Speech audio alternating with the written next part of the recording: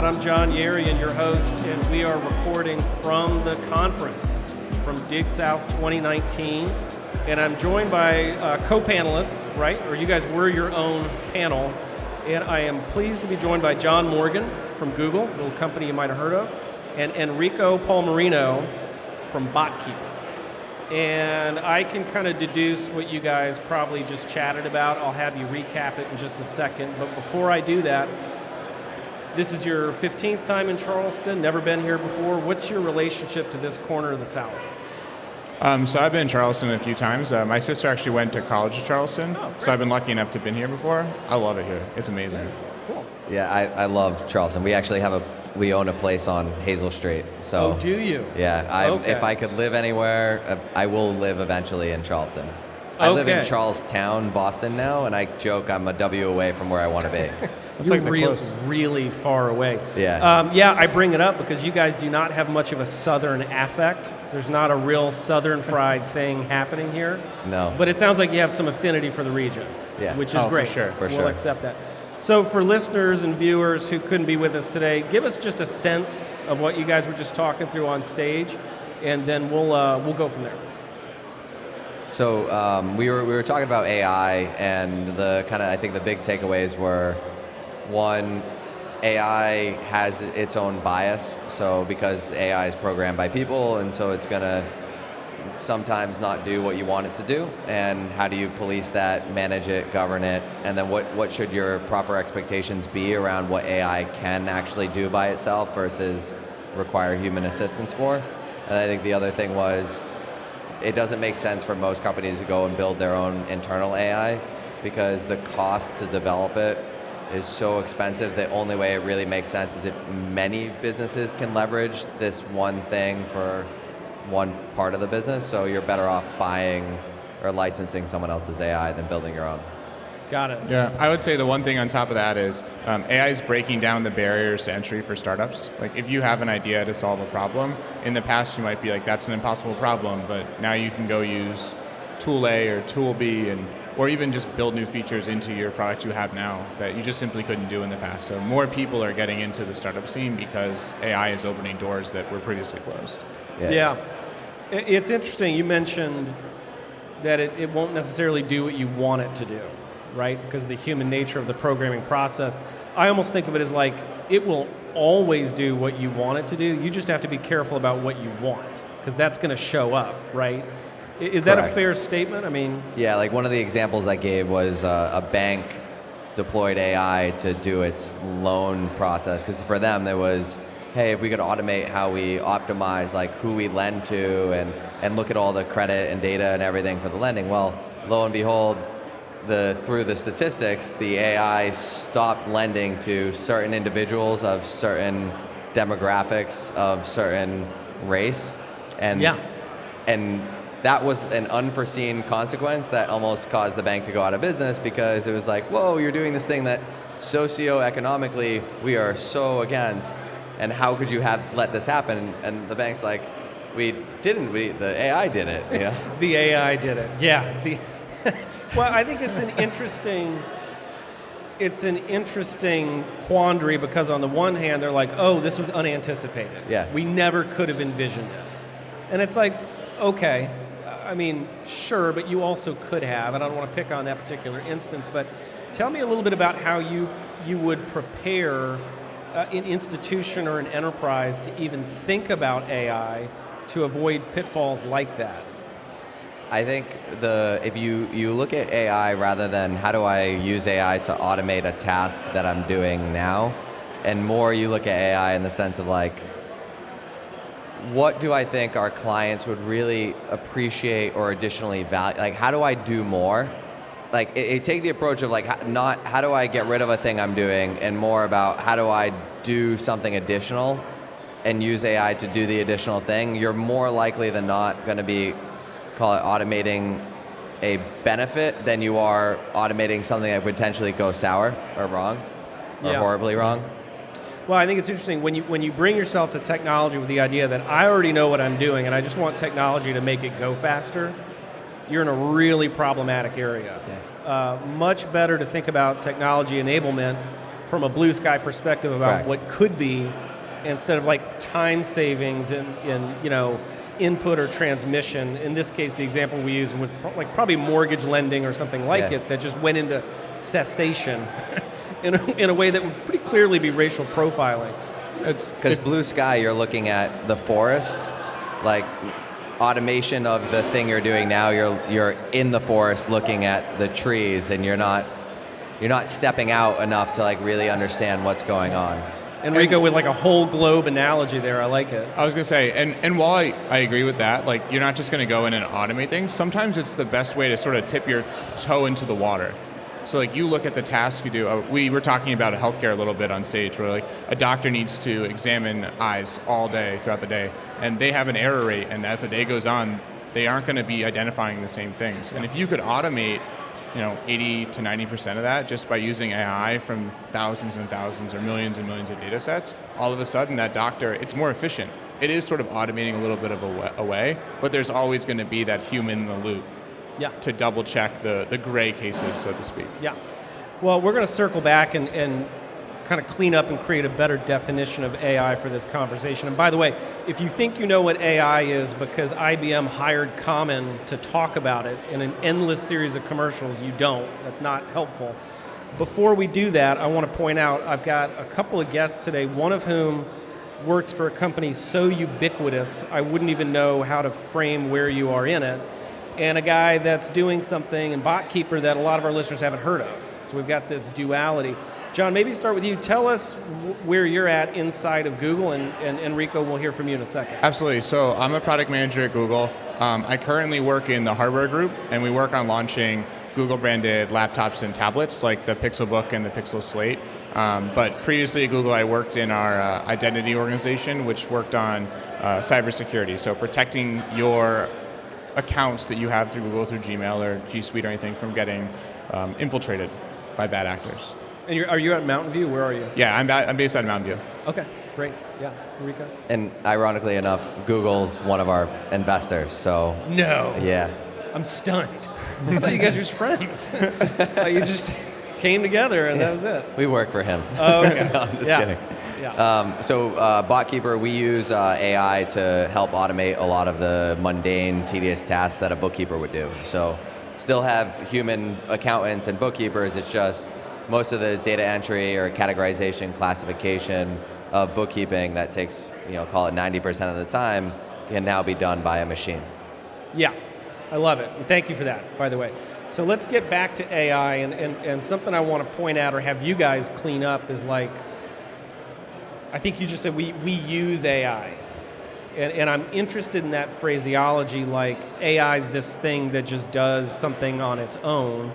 And what we've already discovered in this conversation is it's kind of starting from the assumptions you bake into it, or it's operating inside of a system whose parameters are to this day largely defined by humans or human intelligence.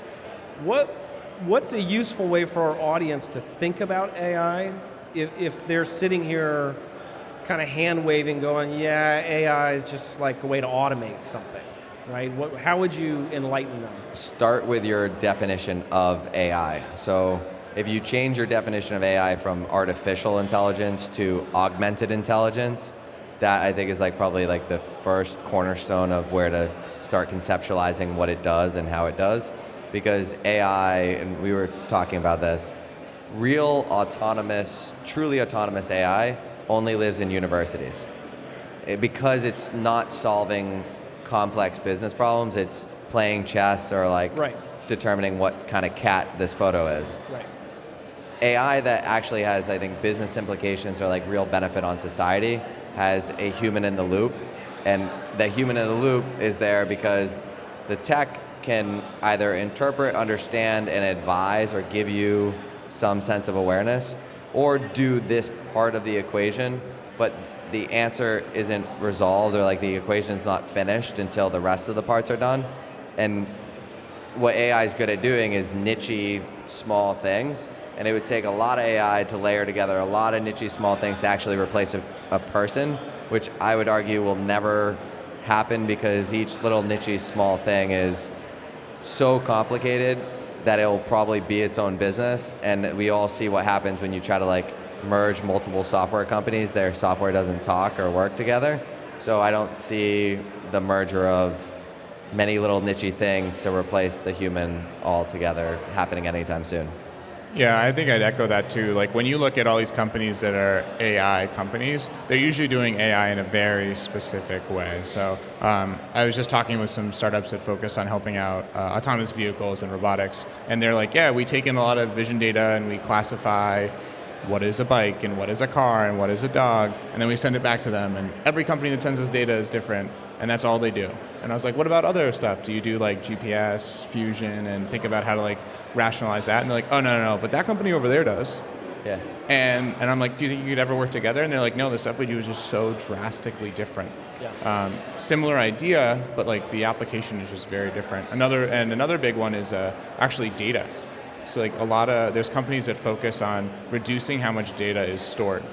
Because I mean, if you think about all the data we're creating with all of these, I mean, I'll use autonomous cars, but like autonomous cars, like weather data, it's just like data upon data, like petaflops and petaflops. And there's AI to just even remove duplicates. And how do we reduce it to just the important moments? So. But then that's the scary thing is you agree, basically totally are like, all right, this piece of code or software that does have some sense of like human bias in it, I'm just going to trust it to delete it deletes the right stuff. Delete the bad, unimportant stuff and keep the good stuff. And I'm going to hope it didn't delete any like baby photos. Listeners, there's a lot of air quotes. You can't see it if you're just listening, but there's some heavy sarcasm up here with air quotes. Yeah, that's really helpful. And now I'm gonna reverse this. Okay. And I'm gonna, if you're willing to, John, I'm gonna have you talk about what interests you about Botkeeper, why there's something here for you and for Google, and the relationship you have, without getting too specific about it, if you don't want to. And then I'll have you talk about what Botkeeper's up to and how a relationship with Google serves that aim. But John, you go ahead. So before I dive into this, let me clarify. So I don't actually work directly with him. Like Google's a big company. Like I know the group that does invest in them, and I know some of the people there, but other than this conference, I've never heard of Botkeeper before. Other than reading about it in articles. A strong disclaimer. Just want to be really clean. Know Enrico or speak for anything. Well, you can pass if there's not enough there to really speak. I could definitely talk about it. I mean, knowing that I would be lucky enough to talk with Enrico on stage and the panelists, I did some research into Botkeeper because I wanted to understand what they did. And I think the area that they're diving into is an area that I would say a lot of people think couldn't take benefit from AI. Like they're like, oh, this is a traditional, like, put the finances into a balance sheet, put it into your cash flow, I do this, or a CPA does this, or whatever. And I think the fact that they've been able to find ways to provide additional value to their users by slicing and dicing that data and categorizing it into appropriate level reports, and even recommendations of how to financially think about things, I think it's a great testament of what AI can reveal about data. Because you would like as a individual, even CPA, let's say you work for 1,000 companies, which is impossible as a CPA, you would never be able to pull out anywhere near the amount of insights that a company like Botkeeper can. And I think that's the area that's really just super exciting to see where it goes. Yeah, it's amazing. You could totally handle that. He's telling me he's like never met the guy. Rattles it off. Sorry, go ahead. Google's a big company, so they have to have like the disclaimer, you know. That's right, yeah. We recommend this, but we don't recommend it publicly. Yeah, they got to be careful. So, Enrico, tell if you're willing or have the knowledge of it, tell me about the relationship with Google or the broader context of what Botkeeper's up to that has you on your trajectory to wherever it is you're headed. Take over the world. Sure. Or take over accounting. So we, the relationship with Google, when we went out to raise our A round, we did an $18 million A round, and it was really important that we brought in a firm that understood the tech, not just the business model, and that could help us out on the tech. We're like, you know, that they'd built something like this before, they had invested in something like this before, and that they had a team of people who could look at what we're doing and give us concrete advice on the thing we're building. Google's Gradient Ventures is like one of the investment vehicles that Google has that solely invests in AI. Was an obvious choice for us because one, they give us access to like extremely valuable or expensive human capital to look at what we're doing and help us out. And like that third party objective view, it's beyond helpful because when you're in doing, you're building. And it goes back to forest through the trees. having someone that actually understands enough about what you do that they can look at it and give some insight, but isn't in it, that's a hard person to find, and Google and Gradient are very much set up to like give us that. So it's been an awesome relationship. We've got a lot of value from it. We'll continue to get a lot of value. What we're doing, so I think like we've kind of taken the approach that, and I was wearing a shirt the other day, it says, "My bot lets me be more human." So the idea is Terrible, but go on. I love that. the idea is that like especially the accounting industry, I think there's a lot of fear mongering about AI is going to replace everyone, it's going to put you out of jobs, it's going to transform or change the industry, and there'll no longer be an industry here when it does its thing. In reality, I think what AI is doing well is it's taking the task that no one wants to do, which is data entry, bookkeeping, and it's doing that so that people can do the thing they actually want to, which is consulting, advisory, complex accounting, financial analysis, because AI is not good at doing those things. AI is not good at putting the quote, air quotes, human touch on service. So we use our AI to do the mundane, tedious. It lets our humans do the complicated stuff. And to Jon's point, we were able to do things then that like a traditional accounting firm couldn't do. Like it takes, most accounting firms out there that have 500 clients or 700 clients, it took them 10 years to get those clients. Not because there's not the demand, but because the complexity associated with onboarding and then all the human capital required to support them. We brought on over 1,000 clients last year, and we signed, I think it was like 2,000 clients this past quarter. We're able to scale and perform and do a level of work that you'd have to hire an army of people to do otherwise, and that you can't do. Yeah, well, it's an interesting way of phrasing it. We won't wander too far down this road, but the artificiality or augmentation, the ways we've described this, the literal purpose or utility of it is to replace something that you just described as like really laborious. It would take a lot of time, and it employs people. And maybe it's mundane and they don't want to do it, but there is some complexity here in this field that I think has us all being really mindful of proper utilization, of growing a company that, if at the pace you're describing, you're probably employing a lot of people, right? Yeah. That you wouldn't have been if you're scraping your way to get to your 300th client instead of your 3,000th. So I think there's some texture there, but certainly appreciate the sentiment that scalability brings benefits that can at least be balanced against what truthfully is some job elimination, I would say. The reality is, like, I think where AI will kind of be adopted by the market most quickly is where you don't have the market fighting it. And accounting's one of those, because there's a major gap in supply and demand. More businesses than ever before, more data than ever before, higher demands of accounting than ever before, fewer people entering the accounting industry than ever before, mass exodus of accountants out of the industry. 70% of accountants who transition a job transition out of the industry altogether. So you have this major gap where businesses want more from their accountant, and the accountant's just like, I can't even support my current clients. I don't have the resources to support the current ones, let alone do more for you. And because of that, it's like a good model for AI to come in and help them do more with less resources. I think another aspect too, so like you sort of touch on like this job elimination thing, right? So you're talking about a pretty much a lack of supply for accountants.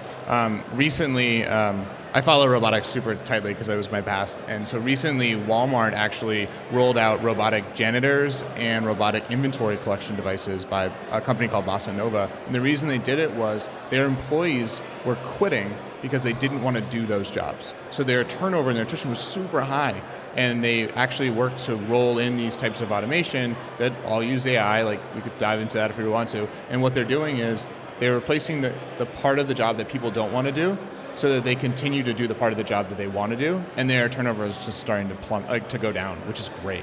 It's really awesome to see that. And if you think about it, that those jobs that they just automated away were like some of the lowest paying jobs, which meant it wasn't ROI driven as much as it was the people were like, supply demand driven. I'd much rather do this. I know it pays more. I can do it, but I have to spend 20, 30% of my time doing this, which I don't want to do it. So.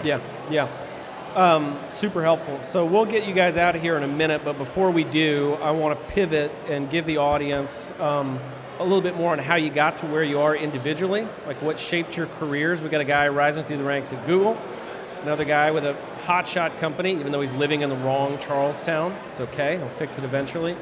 Jon, we'll start with you. Tell me about a turning point, a decision, something on the journey that got you here that brought clarity or momentum to your career that you think would be relevant for the folks listening. Absolutely. So I started as an engineer. I was working on military bomb disposal robots. And when I was there, I had to go do a lot of field work to work with people like Marines and Army guys to actually get these things out there. And what I did was I learned about the problems that they were solving and was able to try to bring that back and communicate it as we were speccing out like the next version of what we were working on. And what I didn't know at the time was that I was doing quote unquote product management. And after doing that experience and like sharing that with more people, it helped me understand that like, hey, I love engineering, don't get me wrong, but what I really liked was helping people solve their problems. And that's how it got me into product management and then years later at Google. So it was a big thing. So I think I've always wanted to be an entrepreneur, and I think I started with, like you hear, I think most entrepreneurs say they started a landscaping company, and I mean I was selling like candy bars before the landscaping business, and then the landscaping business made enough money that I could start another thing. And for me, it was I think a key thing to success or growing a business is it can't be said enough. It's who you know, not what you know. So, because a company isn't an individual, right? Like, I would argue 90-something% of all the brain power in Botkeeper that makes it smart as a company or intelligent and doing cool things is not me. It's the people I've hired, and those people I hired were through networks and connections that I made. But then even then, like the first set of clients you get are people you happen to know that will give you a try, that trust you. You know, the first introductions or meetings you make with investors are people who you happen to know that will take the call or that will introduce you. And so for me, it's been a lot of like getting to know really smart and bright people, getting out there and putting myself out there in like a very vulnerable way and not trying to pretend like I know everything, but like rather asking a lot of other people for advice.